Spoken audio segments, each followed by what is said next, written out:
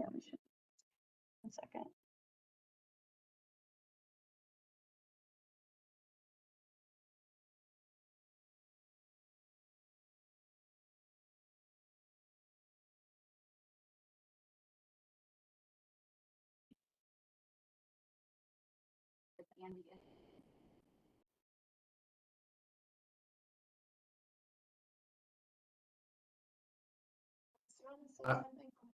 So I can see if I can hear you. Testing. I can hear you. Can you hear me? Test. Can you hear me? Hello. It is. Test. Test. You should be all right. Oh, there's Andy. There we go.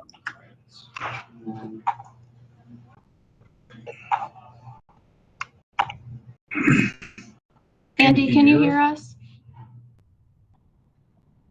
You can. Yep. Are you muted, Andy? I muted. Oh. Courtney muted you. Don't take Thanks, it personally. Courtney. Oh, we got you. We're good. And we're on YouTube.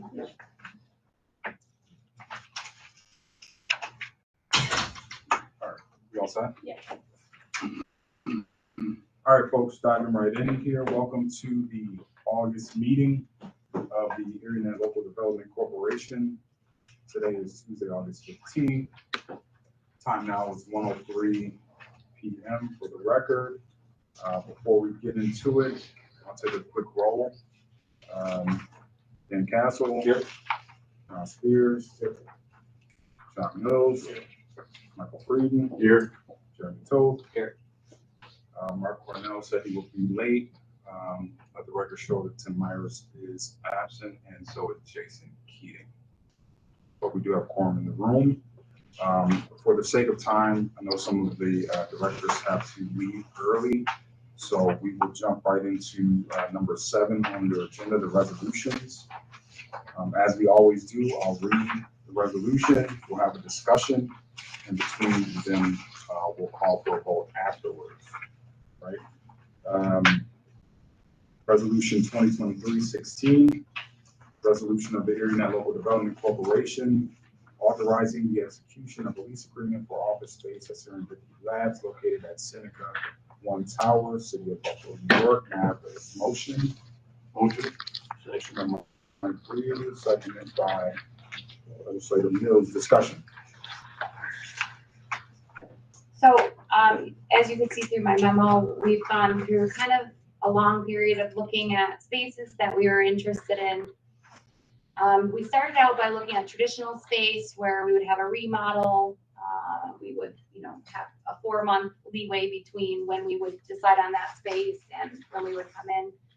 But then we were suggested by Bill Geary actually to take a look at this Seneca One Tower. So we came up and looked at Serendipity Lab, which we were impressed with. It seemed like a much more reasonable time period as far as a lease. With a traditional space, we were looking at 3 to 5 years for a lease space. I don't know if ErieNet wants to commit to that yet, plus a rebuild. Here we have our own office space, which you'll see following here. It's not very large. We decided we didn't need anything very large. It holds 3 desks, mainly myself and Courtney, but Ty Rizik, who is the sales for ECC, would also like a space so that he has somewhere to go in between meetings. And it holds 3 desks comfortably. With a little area that you can shut and close off if you need to go in for a private meeting. It has all shared resources. So this is one of the conference rooms that we would be using for our board meetings. If we need a larger space, a larger conference room, we'll have that available as well. It has smaller conference rooms. As you saw when you came in, it has obviously a beautiful view and amenities that we'll be able to use. It just seemed like a better fit for where we're at with ErieNet. We wanted to look at some other similar spaces. We looked at Hansa, which is over on Ellicott. Very similar, little different feel, a little harder parking situation than we have here, but very similar. All the same shared services. We would have an office space. Actually Hansa came in with a much better price, but Serendipity really wanted us, so they matched it. And This was the place we felt fit us. It's closer to our board members, which we thought was nice, so you can walk down. It's connected, covered parking at a lower cost for parking as well, $70 a month versus, I don't remember what I'm paying now, 89, I think, and it was 125 at the traditional space, and it was, I think, about 100 at the Hansa space. Not covered outside, and didn't have the security. So all in all, we feel we only have to commit to a 1-year lease. If in that time we exploded and needed to expand, they can find us bigger space. If we ever wanted to downsize, which it's so small, I don't see us doing that, we could. If we're really happy here, you know, as space comes available, we might be able to get a window view. Ours is on the inner side now, but it just has a lot of flexibility for us to be able to grow and expand as needed, and not having to make such a long commitment in terms of remodeling and leases. So our recommendation is here. One thing I kind of like about this space is that the whole Seneca Tower, particularly this lab, is kind of geared towards the high-tech, emerging tech industries, which is kind of an interesting space for ErieNet to be in, right? Because you kind of get associated with the energy and all the startups and new companies here. So it's kind of an interesting, you know, connection. I agree. I honestly think that's probably Emily's. Emily is who you'll meet for the tour.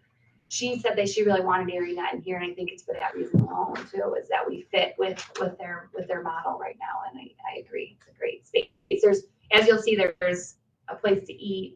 There's a lot of amenities that we wouldn't have necessarily somewhere else, that I consider perks, but also a nice environment, not only for us, but for our guests as well.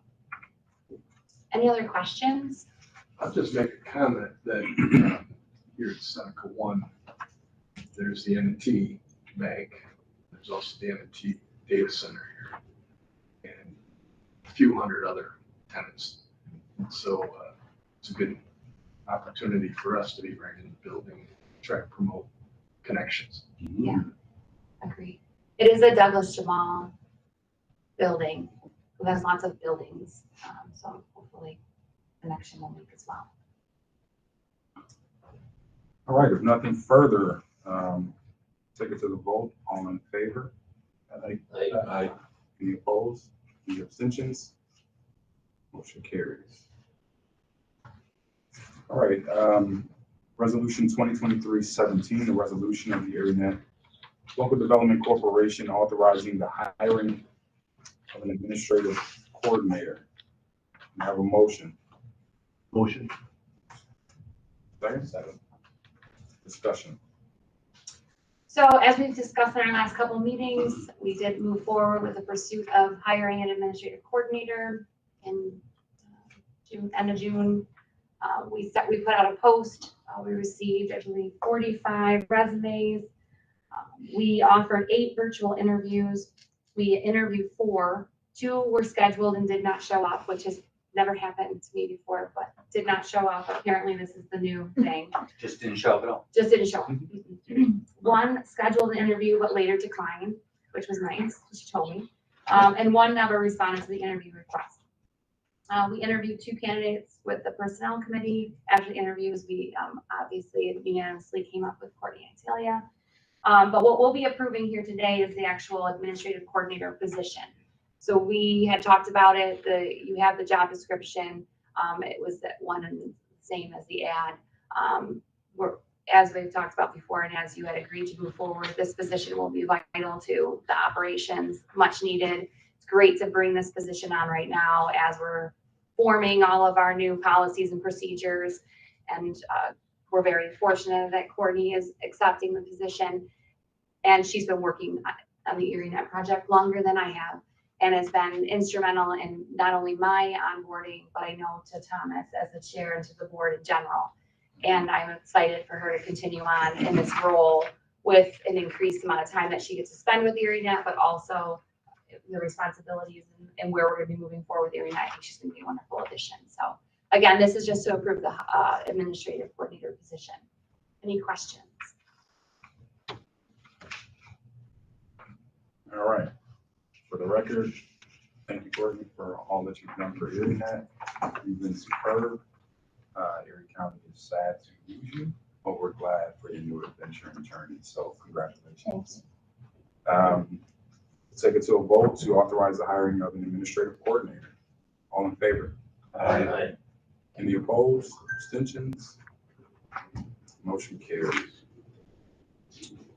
Moving right along, Resolution 2023-18, a resolution of the ErieNet Local Development Corporation authorizing one, the negotiation and execution of master services agreements to engage Northline Utilities LLC, Bayer Power and Communication LLC, Hogland Group LLC, Chemicals and McCoy Inc., and Harlan Electric Company to provide make-ready fiber optic infrastructure construction services related to New York State Gas and Electric Corporation infrastructure in a total amount not to exceed $2.7 million. May I have a first, a motion? Motion. So these engineering firms were chosen by NICEAG, right? Yeah, these are construction firms. These aren't engineering firms, these are construction firms. Right, okay. And they've been pre-qualified by NICEAG. There were 13 potential. I think we had close to, 11 responses that we shortlisted Mhm. down to 5.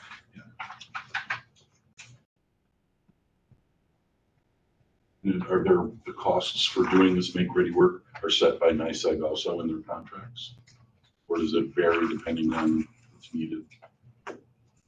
Yes and no. So there is, this is all union contractors and prevailing wage contractors. So some of that wage is set. There are charges that are set by utility, but there is some variability in costs between the contractors, and that's just generally their mix of material and labor. And you can see what we did was we highlighted in green where we had better pricing. In the memo, I think when this memo got published and then we added a fifth Harlan, because this is an ongoing process. There's going to be somewhere in the neighborhood of 6,000 NICEAG poles and another 6,000 grid poles. So this is for the NICEAG poles. This is the lineup of contractors for NICEAG. We'll go through a similar process for grid. But out of the, I think we've submitted in the vicinity of 3,000 poles to NICEAG already. And those poles are going under the make-ready survey to determine what kind of construction work is needed. 575 of those 3,000 poles have been returned to us with the make-ready survey completed. That essentially becomes the scope of work for the make-ready construction contractors. So it's clear as to what they have to do at each pole. And so we put that out for RFQ to those pre-qualified. And, you get some variability on each of the segments. And so the green on here indicates which contractor had the most preferential. And again, this was updated, this table, and Bayer does have a couple of segments that are good. And Harlan has a segment, but in general, what you need to understand here on this table is there's the amount billable. Hold on, which table? I'm sorry, I'm on page 4. It's on the memo, which is in the beginning of your packet. In the, nope, You're close to it where your fingers are. Got it. Thank you. Sorry. Get back up a little bit back. 410 of that. So no, the memo is actually in the beginning of the packet where all the memos are. It'd be page 4 of 10 of the ECC. Page 4 of 10 of the ECC memo. it follows the resolutions. Yeah, it follows the resolutions. No, you're on the director's report. It's in this. It's in the main Sorry, packet. guys. Yep, that's okay. Page, and it will say on the bottom, page 4. Yeah. Keep going, a couple more pages. Got it. Oh, sorry, you guys are on front and back on that. There you go. Thank you. So you see here, estimated amount billable, estimated amount non-billable. The billable, and then there's the total. The total ErieNet has to pay. And the amount billable gets paid to the contractor. The non-billable amount gets paid to the utility. But that utility reimburses, NYSEG would reimburse us the non-billable amount. But it's a cash flow thing. So during construction, the make-ready contractor is going to be doing work for both ErieNet and for the utility. And then the utility says, all right, some of that work was ours, we'll reimburse you. But the contractor wants to get paid and submits the application. So we pay the contractor the full amount, and then the utility reimburse us when we submit our completed document to the utility. So it's We're gonna be doing that it's quarterly. gonna be a continuous Okay. cycle for the next couple of years. So it's a cash flow thing. In the beginning, like if you add up what we had for the first 175 or 575 poles, we need like 1.2 million. But we're gonna get back 953. But we have to have the 1.2 in the bank to pay while we're waiting, I don't know, 60 to 90 days to get back I see. the 953. Now, as we move forward, there's 6,000 of these poles. So we'll complete off the 575, get reimbursed, and then we'll have another 500 poles. And so we can use the reimbursed amount for the next set, and then that'll help, stabilize the cash flow. This might be an opportunity where we'll want to pull the full amount over to one account dedicated to that, and then use that as the ins and outs. Yeah. But we can worry about that later. What opportunity, or not opportunity, that's too positive a word. So these are estimated amounts. What is the possibility that the billable and non-billable amounts differ from these figures? I.e., if we're saying that, for this North Line and Boston, that we're putting in $316,000, are we really going to get back to 167? Could it vary from that, or? It's going to be pretty close because that's what the Make Ready survey determines. But, something could be discovered in the field. So I don't know, Andy, if you want to comment, but I would say they're going to be within 5%, those numbers. Could be a little Those higher, numbers could be- should be fairly accurate. It's been, Based off of the but work they- done. Yeah, but it is an estimate, and then if they deviate from the scope, then we get into a change order process, and that's what Max Zukoff is hired for, is to argue that on behalf of ErieNet. He's very stingy, so go ahead. So 4 different contractors doing the same work. Actually, there's 5. There's Harlan that didn't get into the trouble at the time. All right, so there's 5 Yeah. doing the same work. They're getting paid the same amount for the work. It's just that it's divided up. That's right. And so that's why for 2 reasons, we want a short list. One is you can see, and it's not always the same contractor that has the low amount for that segment. So some of it's based on their availability for work and how hungry are they to get their crews engaged. Others are what's their inventory to take on the schedule, the segment.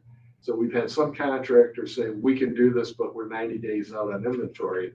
Well, Henkel's got the inventory and they're 2% more, but we have to hold the schedule. So They have all the materials they need They have to the material. make ready work. right now that could change for them 2 months from now, and then so that's why you want out of the 13, you want to have flexibility who to award segments to. So the idea is that we'll have a master service agreement for each of the 5 shortlisted contractors, that they agree to the terms and conditions and the payment applications and the insurances and all that.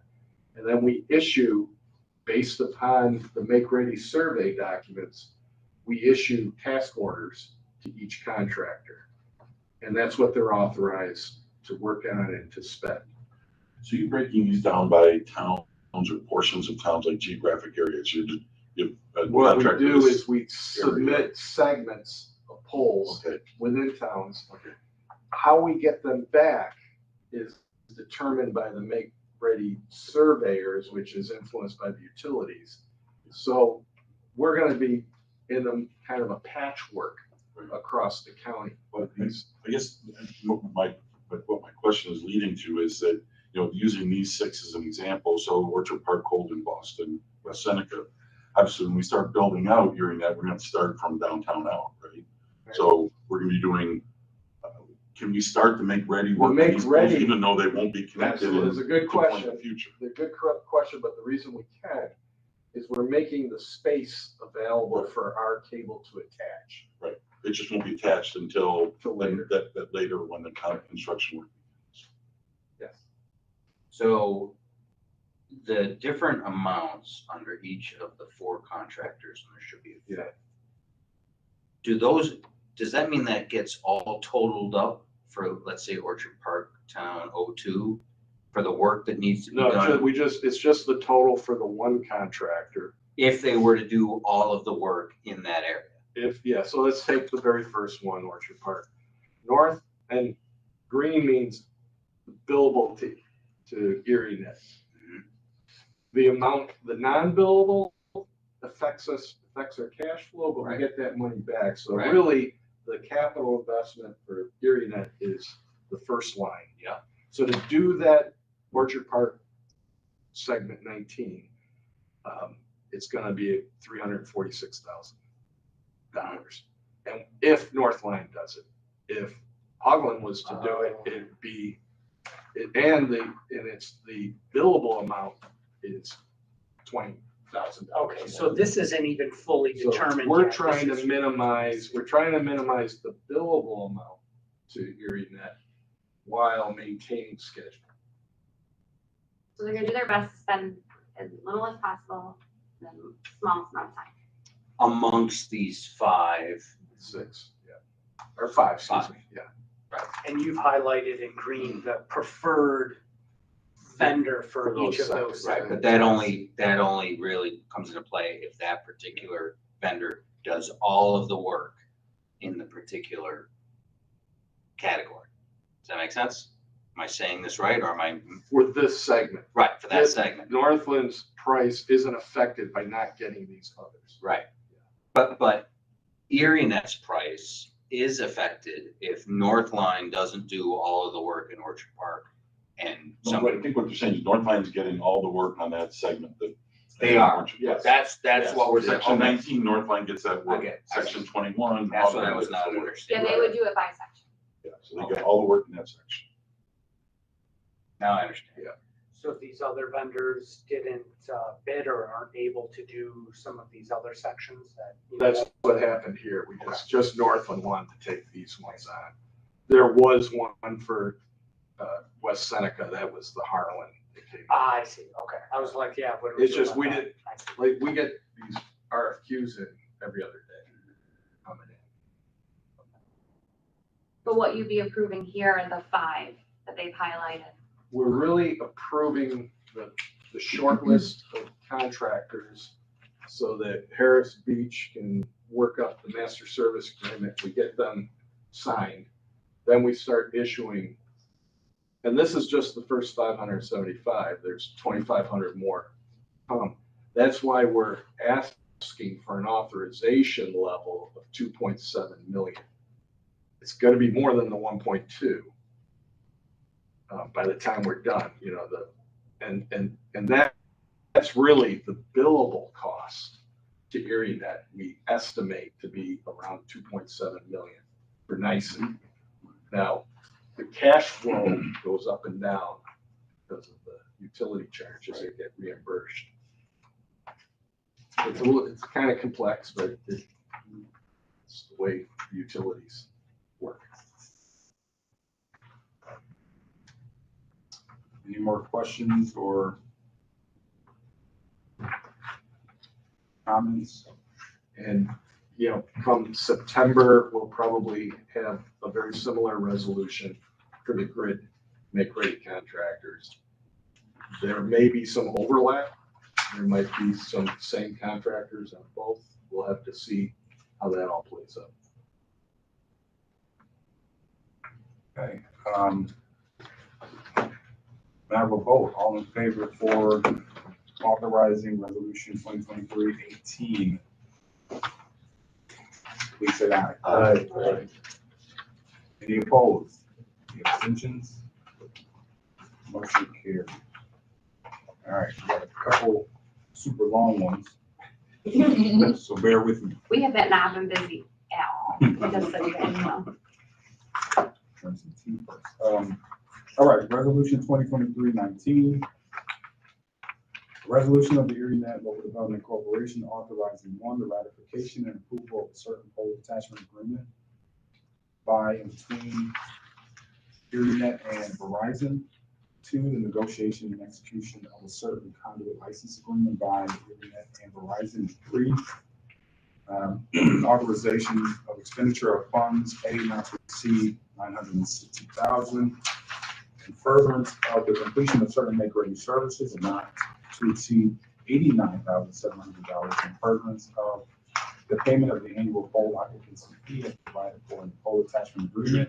B, not to exceed $10,000, in furtherance of certain make-ready services and not to exceed $5,280, in furtherance of the payment of the annual conduit occupancy fee as provided for in the conduit agreement respectively. May I have a motion? Motion. Is $18,000 an annual payment to Verizon? It's a one time. Page 1 of the resolution memo, where you were on page 4 before. And we get back to page 1, I'll just speak to the table there. So this is, we must have an agreement with Verizon, right? Verizon are joint owners with NYSEG and Grid. Usually the electrical is the primary custodian of the pole. And, but Verizon also has their make-ready requirements, their make-ready charges, and their pole rental costs.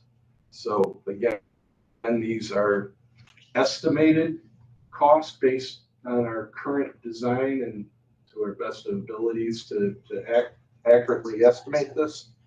We think there's approximately 12,000 grid and NYSEG poles. We think about 10,000 of those are joint with Verizon. That number isn't carved in stone, but that's probably might be a little conservatively high. So there's the to get to the 960,000, Dan, there's the make-ready survey. That's where the pole is assessed for work. Mm-hmm. That's going to be $240,000. And then the construction costs we estimate at $720,000.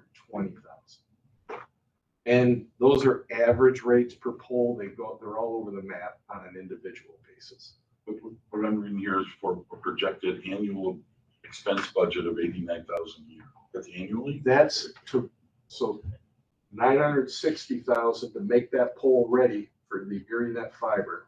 That's one time. And then each year we have to pay not quite $9 per pole, $8.97 per pole per year for 10,000 poles. So that's the Forever. annual pole rental. Yes, forever. Is that open to No. inflation in any way? Oh, not negotiation. No, I'm saying, inflation, like I'm worried You know, that. every once in a while, they revise their rates. Because I mean, Just once did. you put all the money into construction and you put it up Yeah. there, you're a bit of a captive audience. Right, Yeah. and you know, every Just had a telecom couple carrier, zeros there. every telecom carrier in the state doesn't want those rental rates. So it's, you know, it has to go through the PSC and it's. So is that covered like annual, their maintenance? That With goes in, issues so or that goes problems? into our O&M budget for each year. So if there's a problem down the road with one of the poles, they go out and fix it under that. That's right. And, you know, year one, you know, we're in a 2-year construction cycle. It won't be 10,000 first year. It's a ramp up. Can I ask a quick question? I know we're not doing the grid yet, we're doing Verizon, but I'm just curious, when you compare the costs between those two. Yeah, well, one is grid's the custodian, and 2, everything's more expensive with electric. You're paying for the same Yeah. pole twice. And actually, sorry, but it's death by 1,000 cuts. Verizon is the big one on the pole, you know, but we may have to write charter a check to move their stuff around. We may, if there's a CLEC, like Crown Castle, they have make-ready charges. Just like in the future, if Greenlight comes into an area and wants to move ErieNet fiber around, They're gonna pay then for it. they'll pay for it. Yeah. We'll move it because So we it's want kind to of like a control pyramid that, but scheme. we'll get Yeah, reimbursed. it's like a compound scheme. It's, yeah. That's a problem, man. Yeah. That's why your broadband bill is as expensive as it is. The next line is we're mostly attaching to Verizon poles. Mac knows he needs about a half mile, but we're not finished, so I just set it at 2.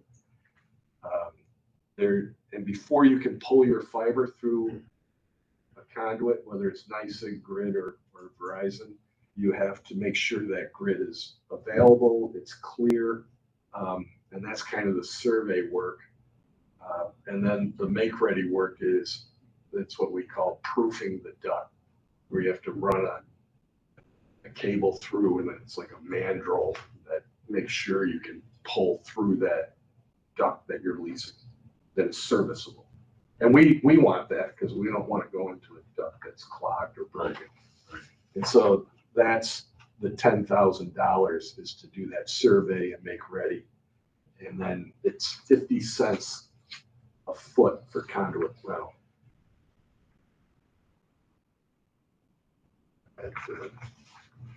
So it's in the scheme of things, the pole attachments are the big price.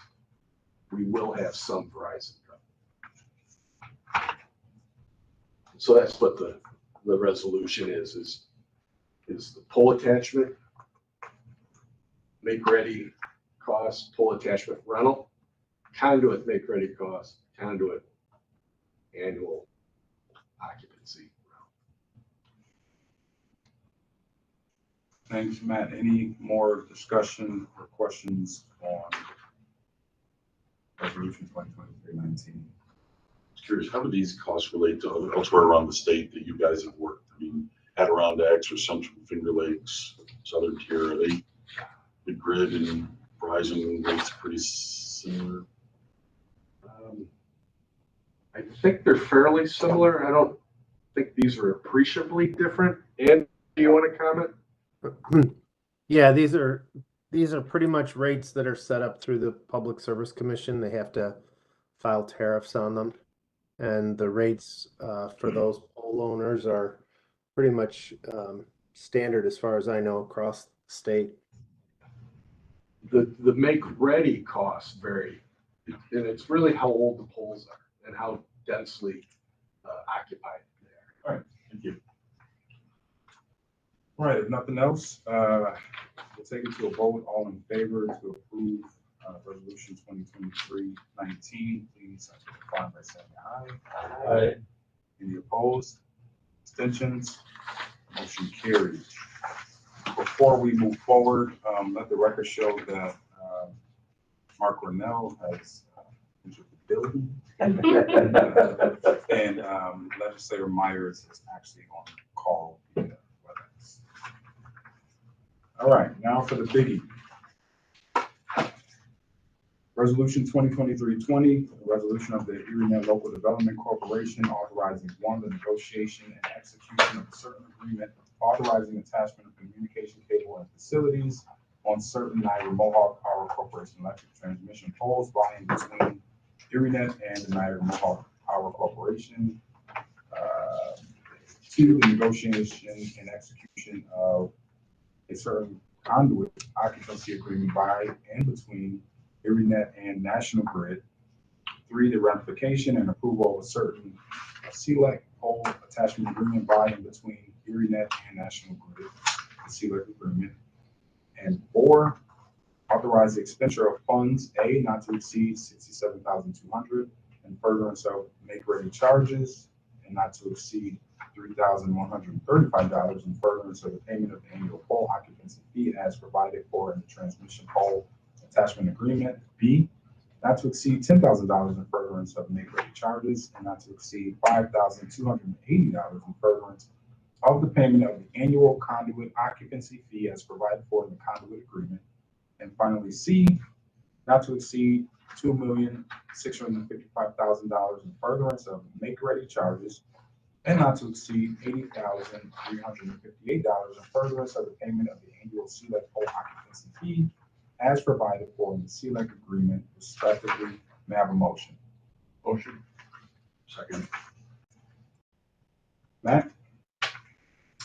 So where you were with the Verizon table, it's the next page over, page 2 of 10, for the National Grid table. Very nice. Of the resolution Of the memo. memo set.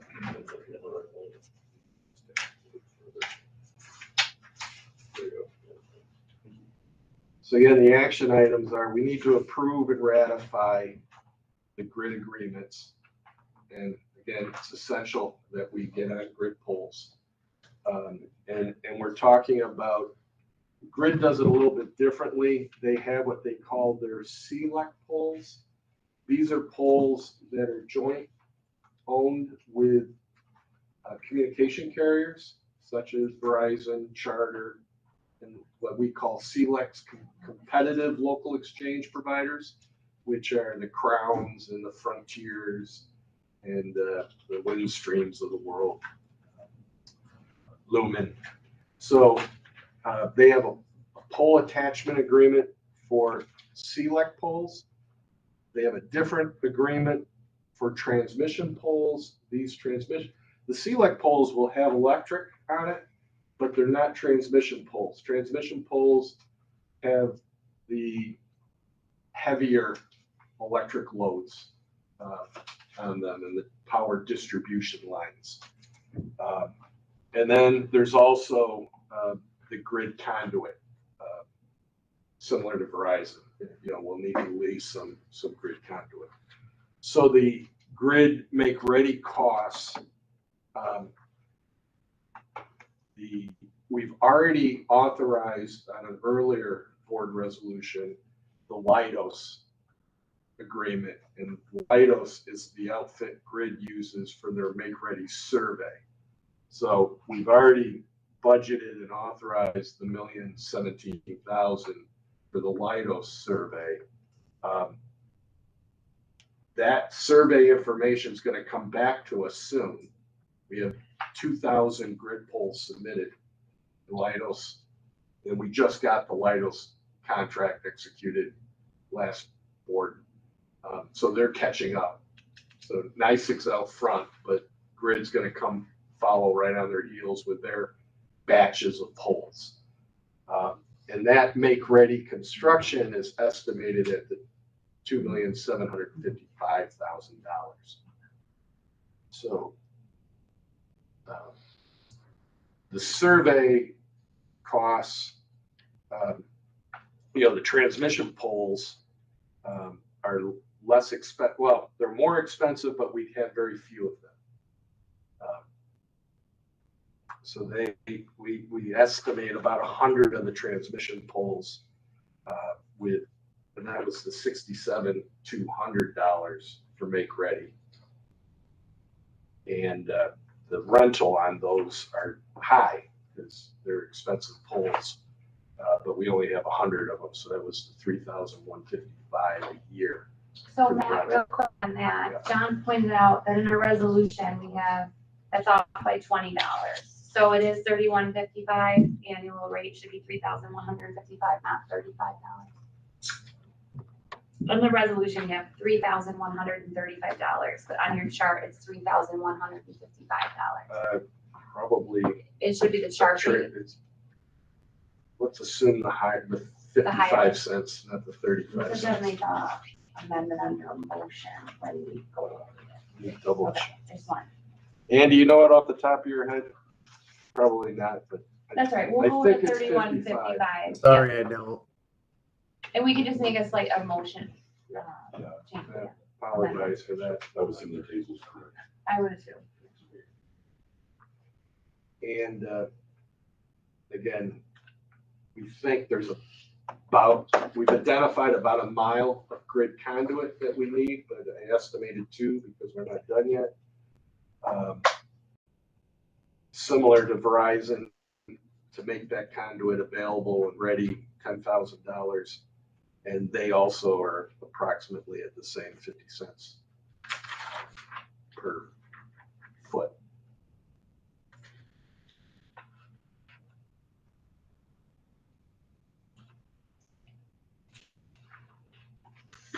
Questions?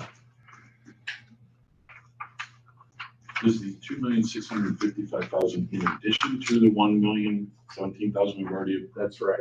Okay. It wasn't clear. I see it down here, but. Yeah, the one's the survey costs, the other's. Oh, I Yeah. see. Yeah. Yeah, the survey is Leidos. So the overall budget for this make ready is going to be 3.6, but we're asking for an additional 2.655. So then, with the survey costs, we have clearly the CLEC of 1,017,000. Yeah. Where does the transmission pole and conduit, the 17.2 and the 2,000 come into this? So again, Is that we have previously authorized? 100. We estimate there's 100 of these transmission poles, Okay, and just to go and survey them is the 17,000. has that been authorized though? We haven't needed a transmission Hasn't been pole okay. yet. I see. But parts of the network, we get down Transit Road, there's some transmission poles, like major arterials.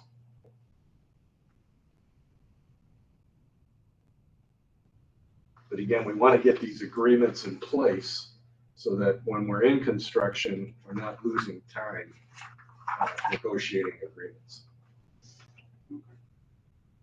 I think what we need a motion to amend. I would, my, there's told me to, but Thomas did as well. Scrivener's error. Yeah, so no big deal, yeah. All right, so, all in favor of authorizing resolution 2023-20 with the correction of the third $3,155, please identify by saying aye. Aye. Any opposed, any abstentions? Motion carries. All right, moving right along. Resolution 2023-21, resolution of the ErieNet Local Development Corporation authorizing and approving the development and construction of open access dark fiber optic network in Erie County. May I have a motion? Motion. Second. Thank you. Open up for discussion. So Bob, did you want to take this one? Sure, Melissa. So we've been Right, we kind of jumped right in the frying pan with this creation of the corporation and the ARPA funds and the timing of it, so to speak. And there was, you know, with ECC's direction, we had to engage our contractors and lock in prices very, very quickly. And then we realized, you know, we never really approved the overall project. We talked about it. We said we're doing a project, we're hiring contractors. The good news is for seeker purposes, the hanging a fiber optic line is a type 2 action, so it's exempt from seeker review. We think almost every action we're taking will ultimately be exempt from seeker review. If that worst case analysis, we have to build some, install some new poles or dig some conduit, we'll deal with it if and then and when. But we thought it would make sense to have an overall approving resolution by this board approving the project, which is the focus of the ARPA funds and the focus of everything you're doing here. So that this is the purpose of this corporation. And this is our underlying, you know, if we ever need it for any other grants or any other purposes, we have our project approval right there. This is like housekeeping. Yeah. It's okay that we've done everything we've done. Yeah. Yeah, thanks.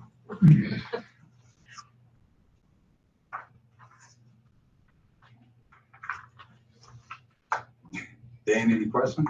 No, just, the legislature told us to do this, so we have to tell ourselves we have to do it. Tell ourselves, Tell ourselves we should do it. Let's do it, guys. whatever. Yeah. Housekeeping. Hey, No wanna do housekeeping, this project? No, It's not the first resolution that's been done for ministerial purposes. So for formality's sake, all in favor, please say aye. Aye. Any opposed, any abstentions? Motion carries. And lastly, resolution 2023-22, resolution of the ErieNet Local Development Corporation adopting a certain customer proposal policy and related procedures to be utilized in negotiations for end user access to ErieNet fiber optic network. Matt, I believe this is you. Yes. This is on page 5 of 10 of the memo. So past the bright yellow and green page.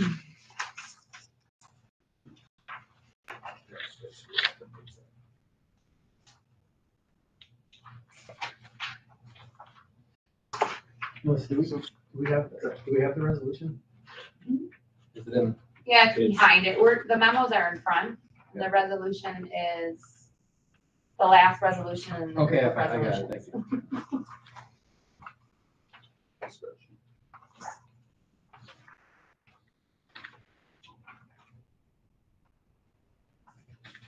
Wasn't Thomas, long. do you need to read the resolution or? He already did. Okay, so just open it up for discussion. Yeah. There's not any opening questions. I'll just give an overview of why we're doing this.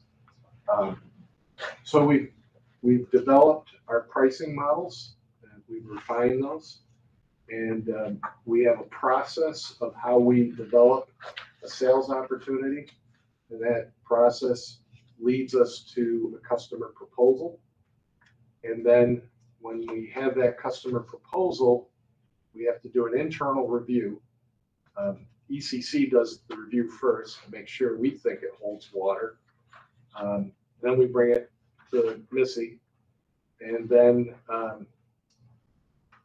in that proposal, and we haven't given this proposal yet to the customer, this is internal. We take that, what we call a sales request form, SRF. And that's what we develop our proposal from, and it's a whole spreadsheet workbook that gets pulled together with Mark's team and Ty Rizek, our sales exec. And we develop, what are the capital costs for ErieNet to that customer, or what are the recurring costs, and what type of contract is it? Is it our IRU, where we're long-term lease, or is it more of a traditional lease for 3 to 5 years? And in that, and I'll go through all of this in more detail, but in that proposal summary, we have what we call our opportunity analysis, or what I call the OA. the opportunity analysis is basically, you know, we look at that capital investment, we look at what it's gonna generate for revenue, and we have several metrics that the proposal has to meet. It has to have a profit margin of a certain value. It has to have a return on investment of a certain number of years. It has to have an internal rate of return that's calculated. And we also look at the midpoint. If worst case, the customer should cancel at the midpoint of the contract, and there are early termination charges. Even if they were to do that, was the deal still net positive for us? So these metrics are our internal gut check to say it's a good deal or not. Now, the interesting deals, the metrics aren't met, or not all of them are met. So we're looking also as part of this policy, what is the executive director authorized to approve for a customer proposal? And we're suggesting that if that proposal meets all the metrics and it's less than, is it $250,000? No, $50,000 If it was or less than $50,000 of capital investment required by the LDC, then we could present that proposal to the customer without board approval. If that $50,000 capital investment results in one of the metrics not being met, then Missy would take that to the finance committee, and the finance committee and Missy would determine, well, it's not a perfect deal, but is it a good deal? Is it something to move forward with? And if it was less than a $250,000 LDC capital investment, then Missy, with the finance committee approval, would move forward with that customer proposal. Meaning at that point, we deliver the proposal. If it's more than 250,000 capital, or if Missy and the finance committee feel even on the smaller proposals that it really needs to go by the board, then it gets bumped to a board decision. So the SRF, if I go through my packet here on page 5, the SOP is included, but on page 6 here, this is an example of our sales proposal, and I apologize, it's very small print. Probably should have printed it. Landscape. You guys can't read that? I can't But read that. what that table tells us is, you know, what are the, and this is actually, I believe, the Grand Island example. So there's several locations that we need to meet the Grand Island, and there's the monthly fee to lease the backbone fiber to ErieNet. And then there's the monthly recurring charge for maintaining that fiber over time. And the term of this particular IRU is 20 years, so it's 240 months. And so it's, again, it's small print, but the total non-recurring charge for the maintenance over that 20-year period is $33,200. And the one-time fee is well, that was the maintenance, was the 335 total per month, 20 years. The non-recurring IRU fee, that's a one-time cost to the town for, again, these are preliminary numbers. These aren't final. We haven't given a proposal to the town of Grand Island yet. Oh, we want in. So that, that's why I call it Town XYZ on the form. So in this example, then, where does this fit into the customer proposal policy in terms of the So capital? this is how we create the proposal. And the customer will see this as their proposal. The opportunity analysis okay. is the next page. This one's a little more legible. And so, so our metrics are on the top. Or, you know, what's our net profit after taxes? You know, what's our earnings, and are they greater than zero? And the answer is yes. We're calculating nearly an $80,000 net profit after tax. Of course, that's across 20 years, and that passes. That metric is passed. What's the net margin? And we want to, you know, we're not for profit, but we still have to carry a margin so that we can be sustainable and, you know, maintain our operating costs. And, you know, and so the margin is good. It's above the 15%. We pay back. There's almost an immediate payback in this case. The reason why this is such a stellar example that I gave you is that the backbone was built to the town facilities. So there's very little capital expense to the town. So it's all just, what do we want to sell the access to the backbone for?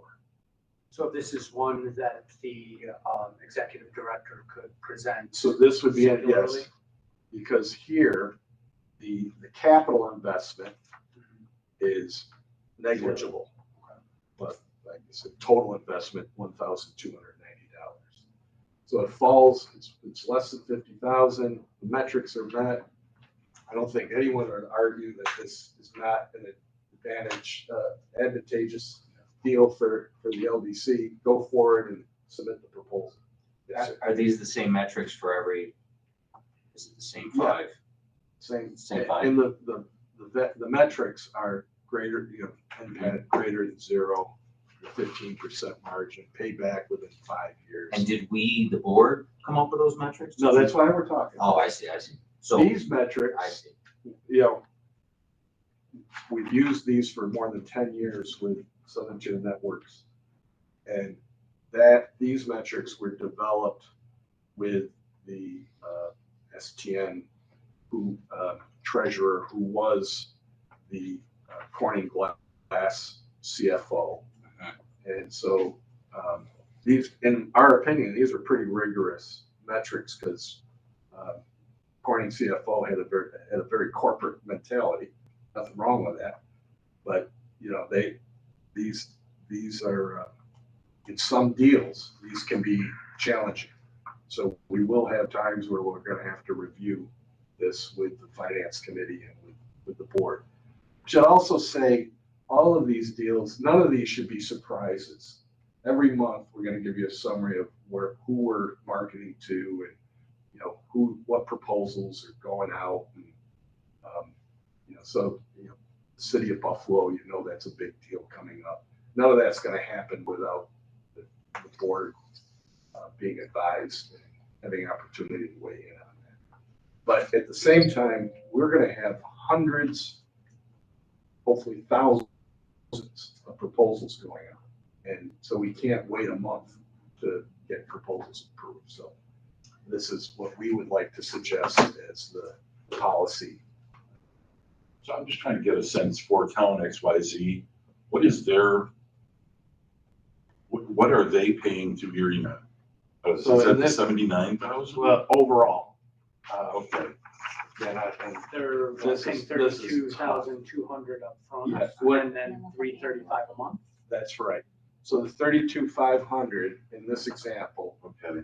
gives them 2 strands of dark fiber that interconnects all of those town facilities to the ErieNet backbone in a ring configuration.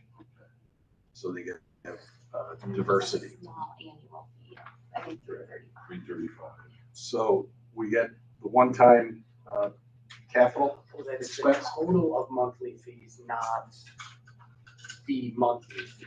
Right, so then if you take the 335 times 240 payments, it's, the maintenance over that time is 32,200. Now, you gotta realize, we're competing against Spectrum that's offering, internet services in the, couple $100 a month range per location. So the difference is we're offering them dark fiber, not a 20 megabit circuit.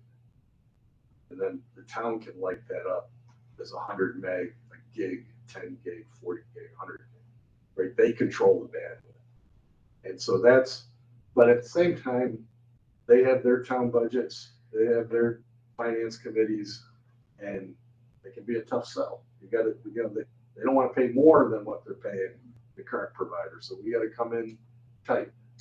Why would they ever want less bandwidth? For money, just to pay less. Gotcha, okay. Right. And this IRU example shows you that it's a much better deal for these towns to IRUs.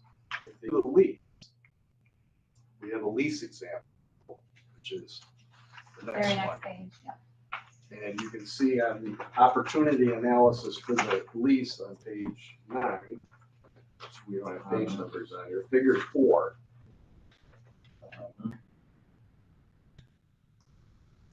So it's the same services, but It's lease versus. It's a 5-year lease instead of a 20-year IRU. And so better for ErieNet. We have a better margin, but it's not as good a deal for the town. But for certain customers that don't have the option to pay the capital costs, which may be the case with the library, probably would be better off with an IRU arrangement for these libraries, but you may not want to commit to a 20-year term, right? Exactly. And I don't know if E-rate will let you go out past 5. It wouldn't let the schools in. Yeah. So we need to have a lease for schools and libraries. And I imagine when we come to the school and library proposals, these metrics are going to get tight. That's where we're going to have some discussions as to how much in the mud do we want to get with the prices. So what happens, so one of these proposals goes to either the audit and finance committee or the board of directors and it's voted down. What happens next?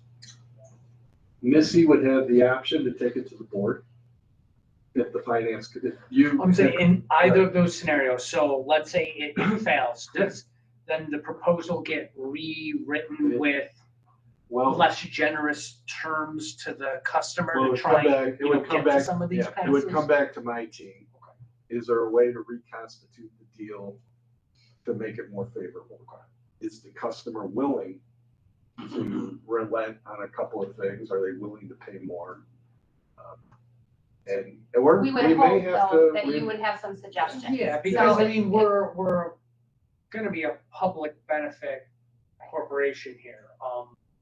While yes, we have to look to the future and be self-sustainable, we're not in the business of turning people down because they miss by, a few bucks. Right. I think if your scenario came that you, as a board, would come back with a suggestion of where you think we should be, and then that would be brought back to ECC for. It's just, these things will have to contemplate. And so before it's it nice even gets to you, our sales guy, Ty, he has to convince Mark and Andy, myself, that this is worth bringing to the LDC. So that's the first litmus test.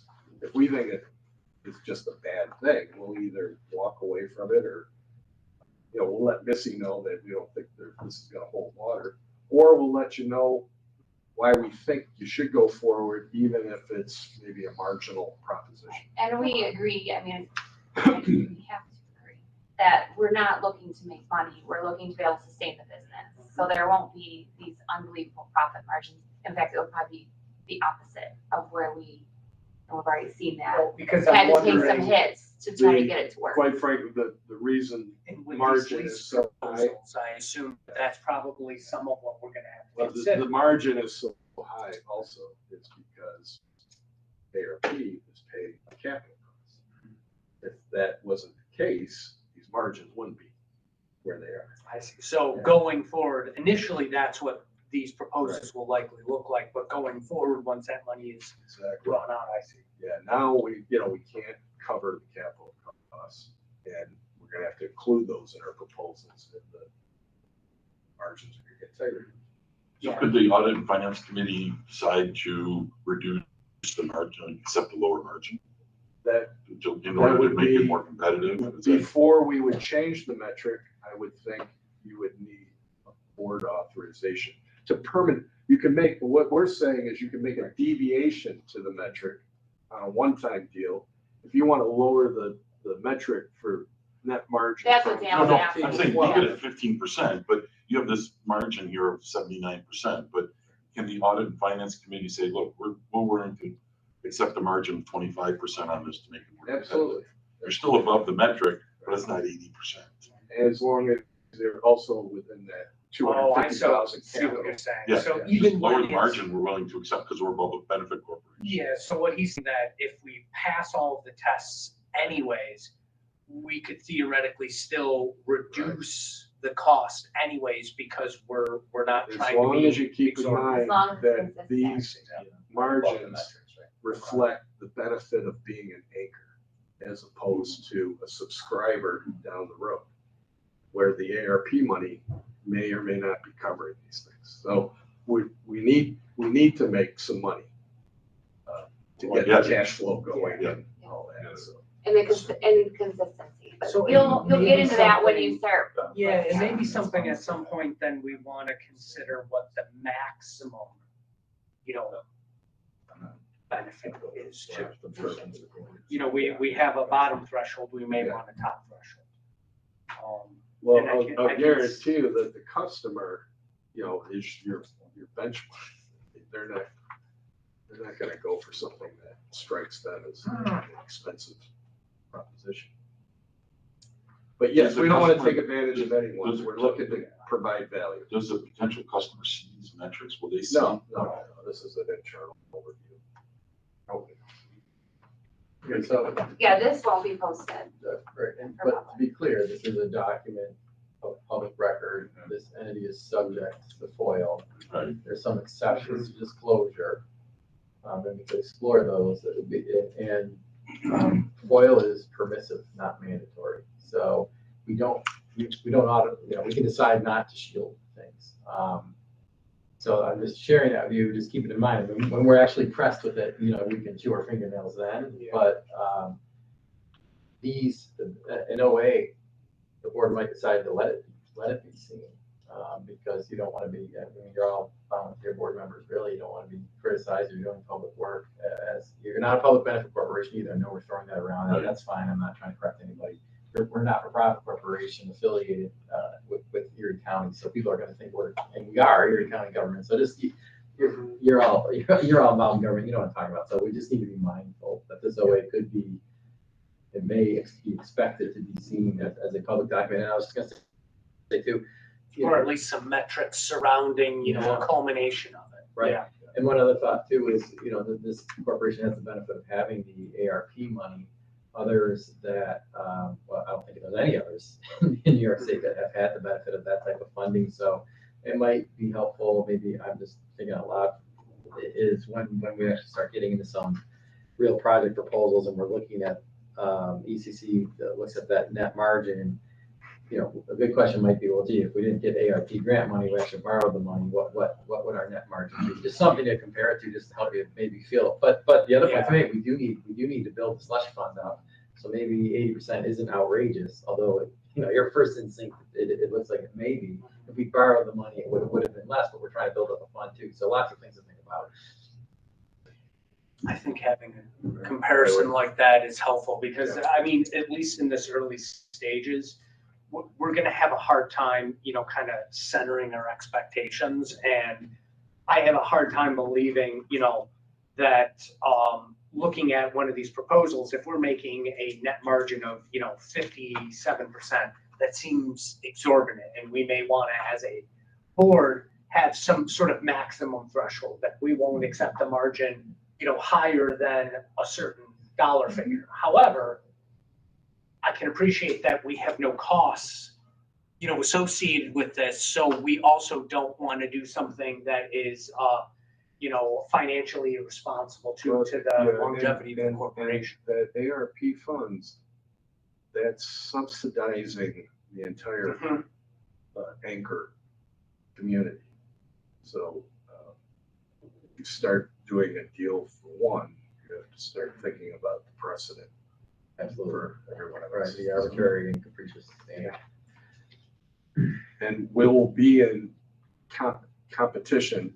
So if we do get foiled requests, I think you don't want to reply to that foil while the proposal's still in a competitive environment. Afterwards, after the deal's been awarded, then you provide the information. Or maybe the end customer then provides the information. They can get foiled, they're public as well. For now, so. So that's our procedure for generating a proposal and submitting it. So one thing I would add is, it's a timely proposal. Clearly, we have a handful of customers who are interested and need to complete these proposals. So, we can always adjust. It's adjusted, and once we get through the first few, we already know there will be a few coming right to the board because they don't meet these metrics. So they have some, City of Buffalo being one of them, unique circumstances. So you'll have the opportunity to be seeing quite a few of these upcoming proposals. Yeah, we may decide that, these thresholds, we may want to change based on timing or volume. Yeah. And then, So I just have a question on the footnote here. Taxes assumed to be zero, assuming IDA pilot project will waive real property tax. So is that the EC IDA, or is that like the town of Towanda IDA or Hamburg IDA? So the business plan from day one has been operating under the assumption that the fiber would be exempt from real property tax. Right. If that assumption should change, then these numbers are affected by that. Don't we need to have that pilot in place? That's our next Yeah, discussion. so let's finish this up. Some folks have to go. Yep. So if there's no more questions on the topic here, resolution 2023-22, may I have a motion to accept? Motion. Second? All right, all in favor of adopting the customer proposal policy, please say aye. Aye. Any opposed, abstentions? Abstain. Abstain. All right, if we can jump right back to the top, I'll still have folks in the room. Can you make can I have a motion to accept the draft minutes from the July meeting? Second. All in favor of accepting the draft meeting minutes? Aye. Aye. Opposed, any abstentions? We still have some agenda that we need to go through. There's no report of the chair. We do have an executive director's report. If folks need to take off, now's the time. I should go jump on that too. Yeah. We're all set. I'm all set. Okay, so those of you who are leaving, thank you very much for your participation today. Those that are staying, I'm not going into detail on the ECC technologies report. That's attached. Take a look at it. We basically covered the majority of what is on that report through the resolution approvals. We've covered the fact that we have hired Courtney. Welcome again. The City of Buffalo, just everyone knows we're moving forward with that. We're preparing a submittal for proposal to waive the telecommunications license. And yesterday we got something out for the City of Buffalo to review prior to that proposal submission. So we are moving forward and hope to be on their agenda in their September meetings. Just gives you a highlight of all the contracts that were signed this past month. Of course, again, we've been doing nothing but twiddling our thumbs. Just joking. This was a big month. We had 13 spools of fiber that were delivered. I know some of you saw them, climbed on them. Erie County has graciously accepted those in the facility. We're now trying to work out some logistics on where we can store the remainder of the September order. Originally, we were going to push those orders out. We are now looking to take that and store it, so we have it. So anyway, that's just kind of a highlight. But why I really ask that you stay is because we are going to have a brief discussion, really just an update and an acknowledgement of the real property tax, I don't know why, situation that we find ourselves in. Bob's gonna, Peter, I was gonna say, but do you go by Patty?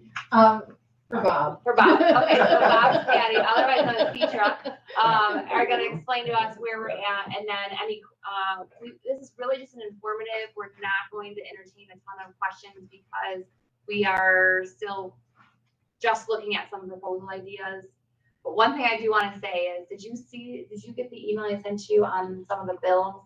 Yes. So there are some, well, just keep this in mind while Bob's talking, but we're in a favorable time, in my opinion, to try and go back to a legislative issue where we can go back and see if we can create a law that exempts broadband from real property tax. So keep that in mind, and there are a lot of, in my opinion, lawmakers that are interested in potentially joining that effort. So.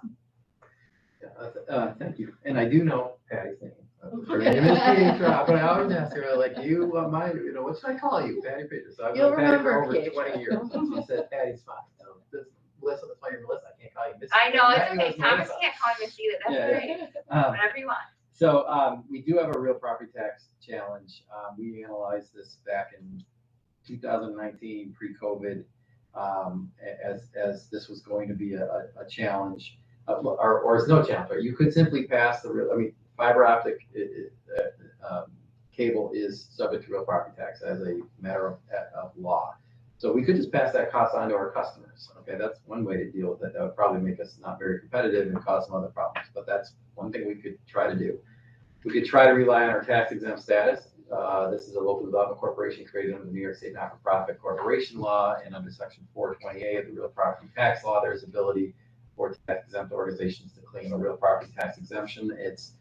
It's a test based on use and ownership and use of the property. It's an annual test. You have to apply every year to maintain it. To every municipality. To every municipality, and we think there's some case law now on and Patty will talk about this in a minute, on why that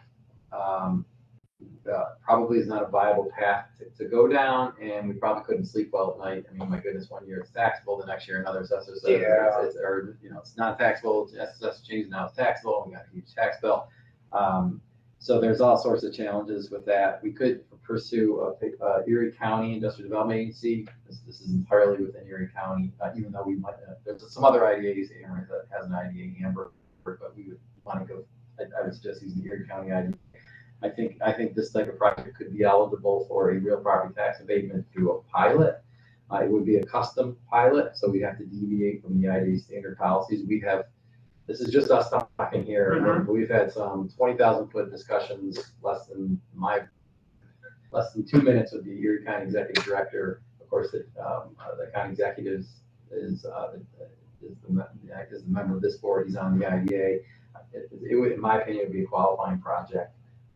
The IDA has their own processes which we'd have to follow, but I kind of keep that one in my back pocket as a way to exempt the improvements.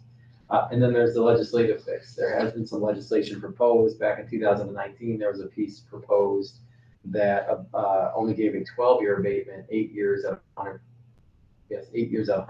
and then it phased it out in 25% increments. So by year 13, it was fully subject to tax. That didn't make it through the Senate or the Assembly. So this would be at the state level? Yeah, this is the state level. This is 2019. Melissa just sent around some legislation that's kicking around now. I mean, just an hour ago, I didn't quite look at it, but I think I think we can walk and chew gum. I think, my opinion, we should probably pursue a pilot and a legislative fix, but I think we got to see what bills are lead horses and we'll have ECC look at them, make sure it's addressing the right type of property and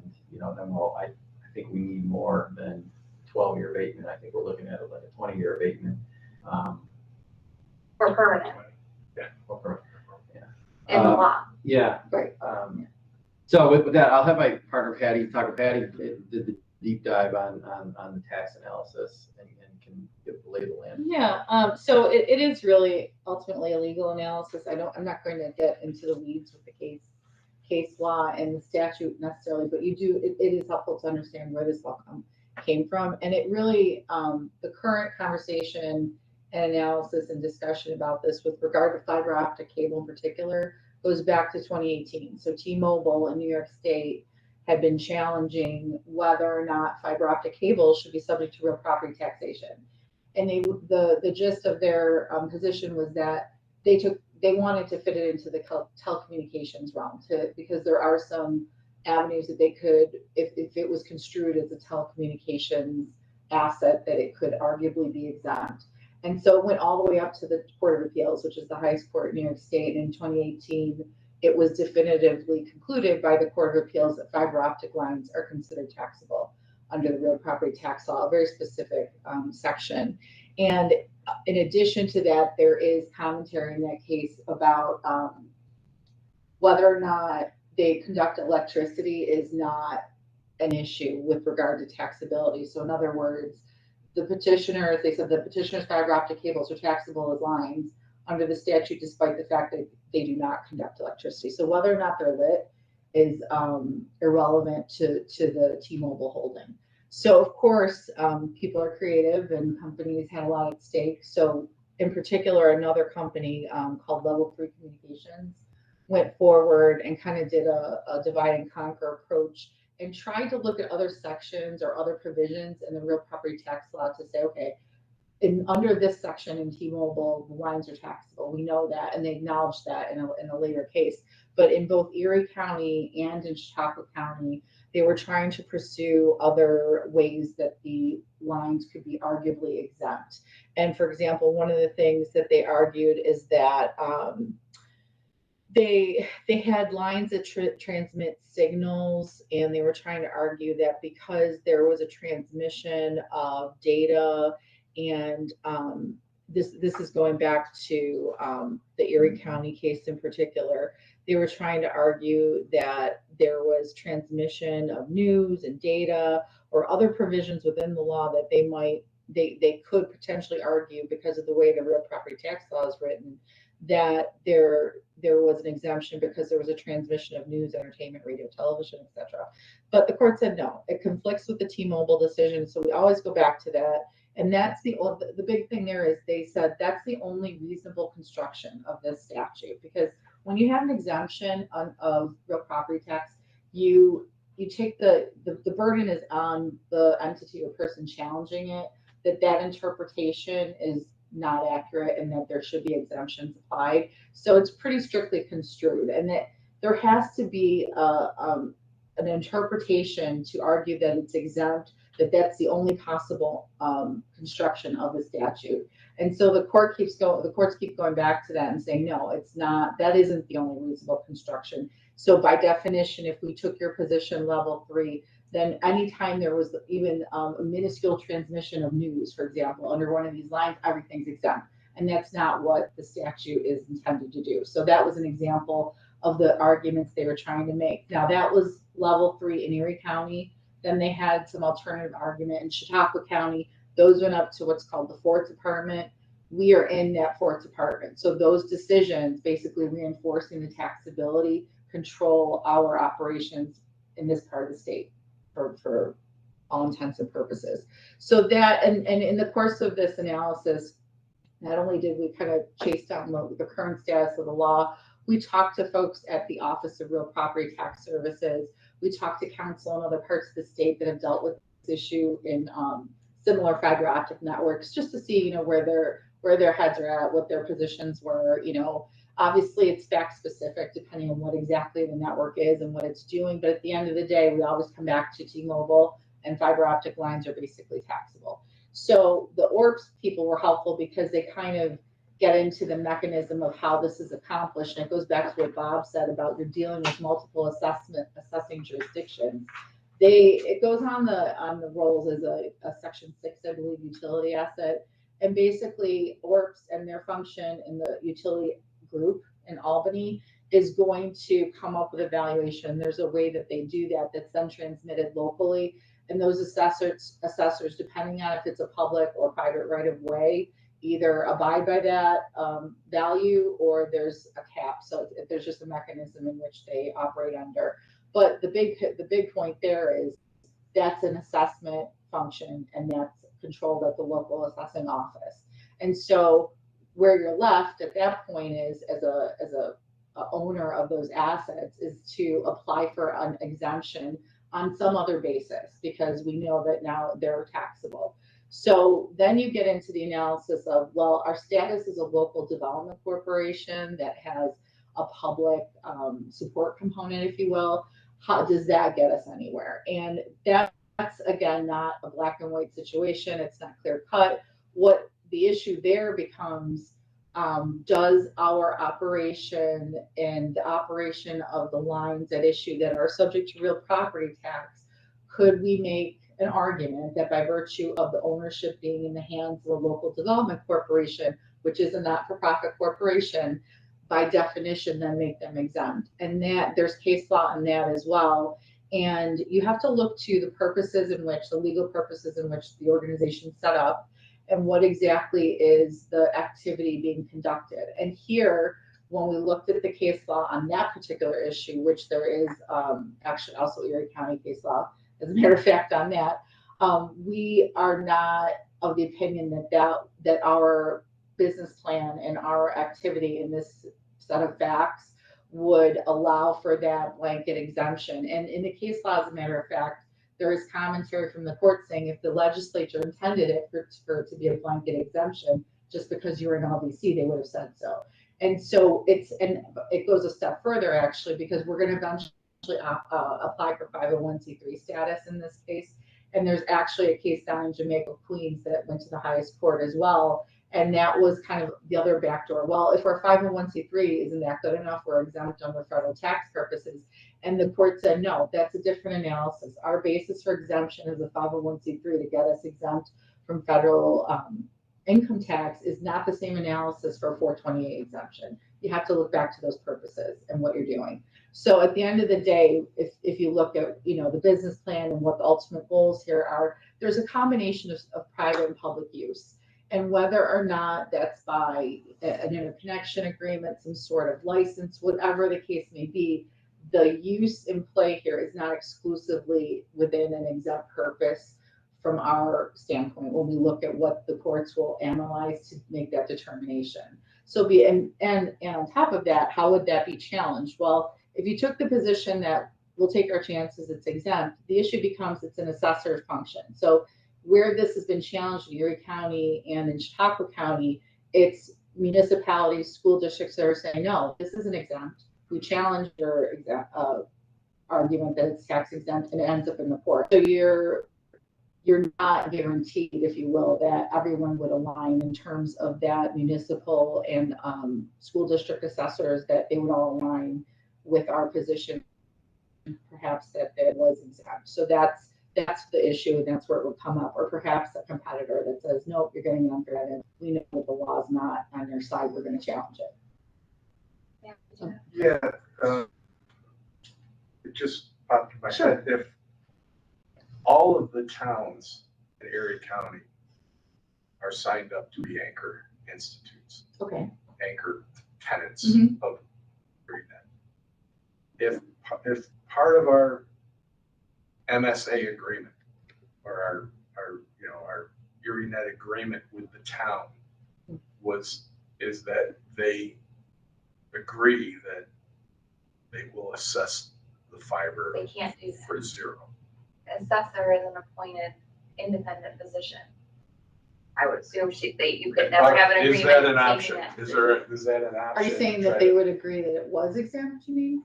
Or could they agree that they assess it at $1? And you're back to a pilot, aren't you?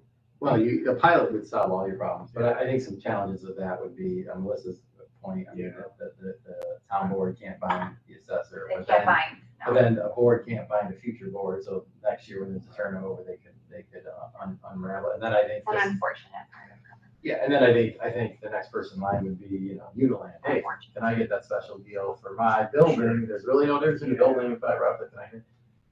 So. Ultimately, the way this comes up is in some sort of challenge from a taxpayer. So potentially, if you went in and there was some understanding or agreement or even unwritten that the assessor took that position and agreed with it outside of even the MSA, just on the basis of the application, because you apply with the 420A, you're taking your chances that you don't have alignment and that any one of those jurisdictions, there's going to be some challenge. So it's, you know, kicking the can perhaps, and just, you know, from our standpoint, going through the law and the analysis that we have done, we really think that it's the right approach to take the position, albeit perhaps conservative, that it's not necessarily exempt. So I mean, I think there's some good things to take away from this, is that there's several different options that we have. We can pursue some of them at the same time. We think that probably going out for the pilot, starting that process is the best action at this time to take. But also keeping in mind, I just want to reiterate, I really feel like this is a favorable time, and I know I'm always positive until I'm not, but it's a favorable time with the federal funding coming down, infrastructure being said by the president, that, or the fiber optics being said by the president, that is key infrastructure, and it's a public good that we might be able to push some legislation through that would help us. Because then that takes away the whole LDC issue of our, you know, as a nonprofit owning and operating the asset, you don't have to go that route then because it's just exempt by law. That would be the most clear-cut way to handle it. Yeah, so we'll be pursuing lobbying and trying to figure out ways in which we can help that legislation get pushed forward, because it seems to always die in either the Senate or the Assembly. But you know, we can start moving in that direction at the same time that we pursue the pilot. Yeah, I think there'd be, like Gail mentioned, look for co-sponsors in the southern tier. Oh yeah, And we would hope and this would in be the North Country this and would, in central New York's got. yeah, but this would be bipartisan across the Especially board. the remote areas of the state that suffered, you know, blackout areas. Hey, worst case, if this were to be taxable, and you're saying each, so the village of Springville could set an assessment rate different from the town, what's the town surrounding Springville? Eden, North Collins. Cold. Every property tax. Yeah. entity And can every make up town their has own. a different rate. That's right. So the rate is set by the individual assessing jurisdiction, but the valuation upon which that rate is applied, that's what's coming from ORPS. And So ORB sets the valuation. Yes. Now, They have a whole unit that's is dedicated to it, that. do you have a feel for how that valuation's set? I did speak to the, his name's Ed Monterana, I believe it is, and he's very, very helpful, and he's, you know, gave me his direct number if we have further questions on that topic, but if you just bear with me 1 second. Just trying Because to- when I did a pass at this, and I have no idea if this is how ORPS would do it, but I took basically the construction value, $30 million to build 400 miles. And then I multiplied that out, and I had my engineer look at strands per mile for the entire network, and we came up with hundreds of thousands of strand miles. And then we determined how many strand miles per each jurisdiction. Okay. And we came with an average strand mile based on the 30 million. We divided it out. Came to a certain dollar value per strand mile, and a certain town might have 11 miles, so that's $32,000 or something. So I'm looking at my notes based on our conversation. His name is Ed Martirana. So he said they use a cost method to value the property. They include lease rentals, value to install the system, insurance, overhead permits, etc. And they depreciate that total cost, and whatever value is determined based on that depreciated cost, that's what they send to the municipalities. I believe if you were to protest that protest right resides within the municipal entity that's getting the valuation. And there is a difference between whether it's advisory or kind of mandatory, depending on that right-of-way issue. So if it's a public right-of-way versus a private right-of-way, you're either operating at a cap that is within, or you have to abide by whatever that valuation is. So it's and there's a report that they send out. It's based on the year prior's value, total cost. And I believe it's submitted by April of each year, and they send out the reminders to each jurisdiction. And there's nothing to do with the amount of revenue that I don't believe asset so. produces, it's just what they Yeah. think the value, Right. property value of that The asset appraised is. value, yeah. And they have an appraiser function there that, Because depending on, I mean, my simple methodology resulted in multiple millions of dollars a year that the LDC will owe in real property. yeah, that's, we'd have to look at what their methodology is, which is probably not the same that you. So, put. I mean, if the assessed values weren't multiple millions, but 100,000, that may be more manageable than, Yeah, I mean, so it's like, what's our, but then you go back to the rates too, Yeah, right? so- Because that's gonna be Yeah, it's different. gonna be different property. and how do we estimate? Will we need to know what the ORPS valuation is for ErieNet as we go into the, I if would we think were for to the go pilot, into the pilot? Well, I guess a couple things. Right, you're trying to make an economic argument to say, hey, we need to be tax exempt because it, could harm our business purposes. Certainly, it's a couple million. So, when anybody makes an application to the IDA, it's a pretty rigorous application. You need to be able to, the IDA needs to be calculating what the benefit of the pilot would be. So Yeah, we've talked about it would before. need to be, it's not guesswork. Right. You actually have a report what the estimate would be. And the board's got to approve that benefit. So it would, I agree that was good effort that you were doing. Maybe that requires a little more due diligence with orgs. And maybe, I don't know if you got to be, certainly the IDA is not saying you got to be 100% precise, right? But I think that you're more on accuracy versus precision. I almost wondered, are you feeding ORPS So the data? I and might they have calculate? misspoke on just cost though, because I'm looking at this is a sample of a report that went out to all utility and special franchise owners in 22. And it talks about what you have to file, and it says annual inventory reports and financial data are used in the calculation of those assessments and appraisals. And so it goes on to say that the financial report that you're reporting consists of any applicable PSC reports, FERC reports, or if you're not required to do those, your audited financial statements. So perhaps there is some component. Because you take a carrier like Lumen. Lumen's a big deal. They're level 3. Recon, they're now called Lumen. Their cable running through Erie County services tens of thousands of customers, Not necessarily in Erie County. but it's going through Erie County. Right, yeah, exactly. Right, and so that gets valuized as something. Our same, an equivalent cable for ErieNet might only be serving a dozen customers. So the value is much less. If you look at it on what it's bringing in. Yeah, versus- if you're although looking the at cost arguably might be the same, right? costs could be very Mhm. similar, but the value, again, it comes back to how do they value that asset? And maybe we can set up a call or some follow-up with him to go through that in a little bit more detail so we I can. think we have to. Yeah. Because going back to the ECID's number one question is if you can Quantify it. sustain this, if you can stay in business, right?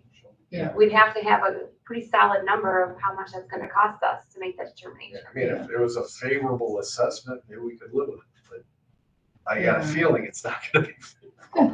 Are there then theoretically multiple property owners paying property taxes on the exact same right of way? Because like we're essentially leasing or renting space on somebody else's pole. We don't own the land or the property. We're the tenant, if you will. They're only taxing the fiber, I think. Right, not the land itself. Okay. Yeah. Right. That's why our. So, pull but attach- everybody is That's why our pull attachments are so paying then high. on that Right, same we're paying their leasing, tax. so We're paying it's that. layers on Our our share. Yeah.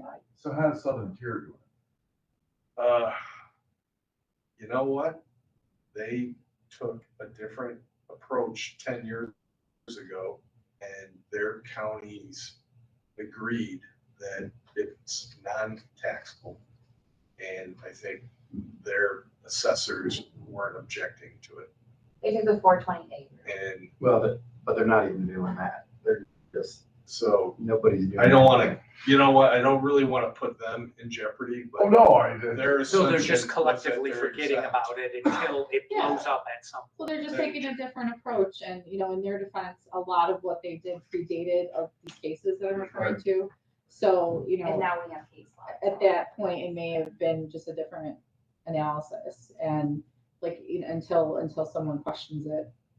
So this is a little naivety in the IDA process, but can ECIDA, if they have a pilot, does that supersede all the taxes for all the individual municipalities? Or is it only for Erie County property? No, taxes? all taxing jurisdictions. The only thing it doesn't supersede is if there's special assessments like sewer district or. Which lighting there are districts, lots. And I guess if, you know, I don't know, but we could certainly ask Erie County, hey, when you, I mean, Erie County does bill Verizon. I mean, there's some guidance given. I've seen the town of Tonawana's Verizon example, but I couldn't understand it. But, I don't recall if there were specials on there, but I'm assuming if it's a taxable improvement, there's specials being thrown on there on top of the underlying real property tax. IDs can exempt the specials, but they do exempt the ad valorem tax. I think, to Melissa's point, we'll have to do our due diligence to come up with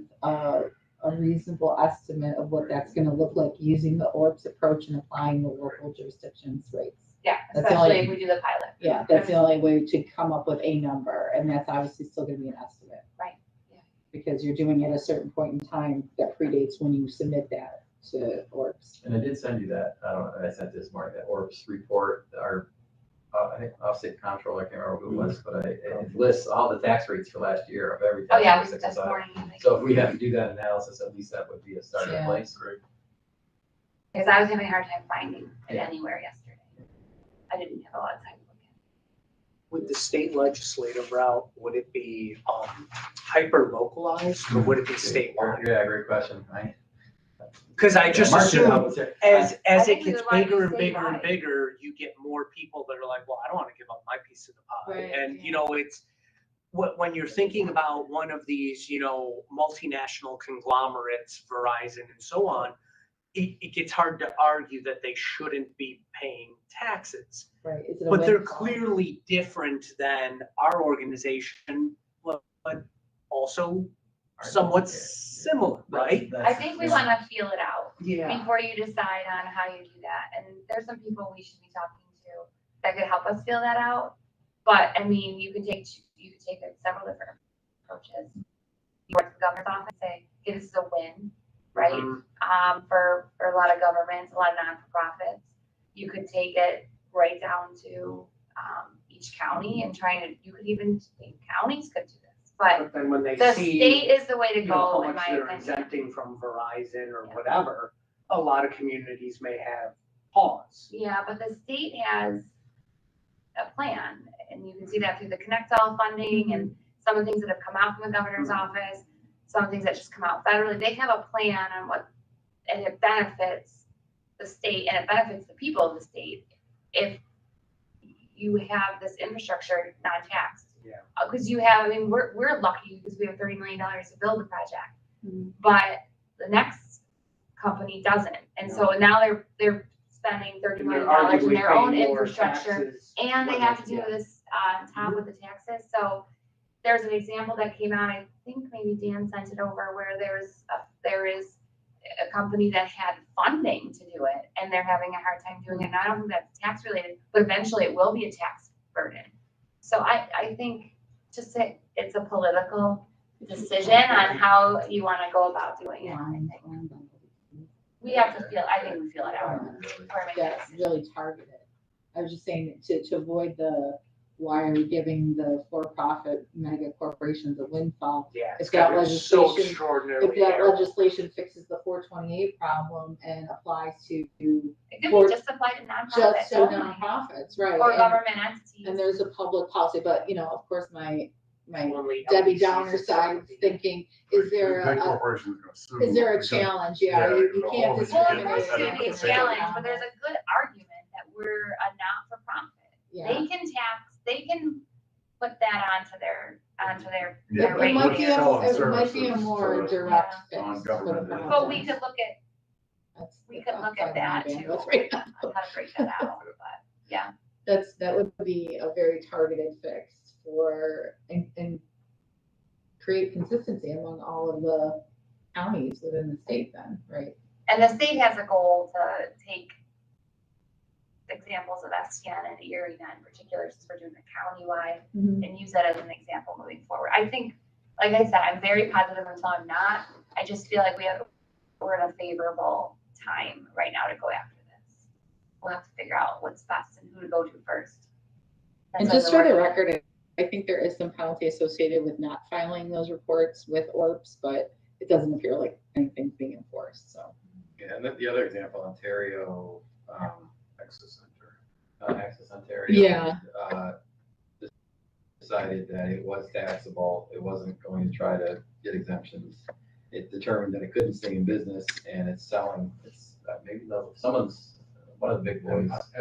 No, actually, it's a smaller cable regional. TV Yeah. provider, Empire is in bought it first. And they went so far as to ask for an opinion of counsel from the State Board of Real Property Services, which said, no, we don't think that Yeah, the and 428 would Access work. Ontario operated for more than 11 years with the real property tax. Yeah. It just was razor thin margins through the whole thing. And it made They had the capital cost. and then as the network matured, they had an out with Empire and they took it. So are margins razor thin for Verizon and some of the other players in town? No, because they have such a bigger base to spread their, and they offer more services. Right. We're a different animal. We're a chipmunk and they're panthers. Gosh. I feel like they're bigger than shit. Maybe a squirrel. Maybe a squirrel, maybe a black squirrel. We can get out the They're mascot. spicier. We need a mascot. Like for it. Yeah, that's it. I think That that was it. Yeah. Piece of cake. All right, so motion to adjourn. Motion. Those I'm always a motion. That adjourn. Oh, there was. Aye. Personnel committee minute.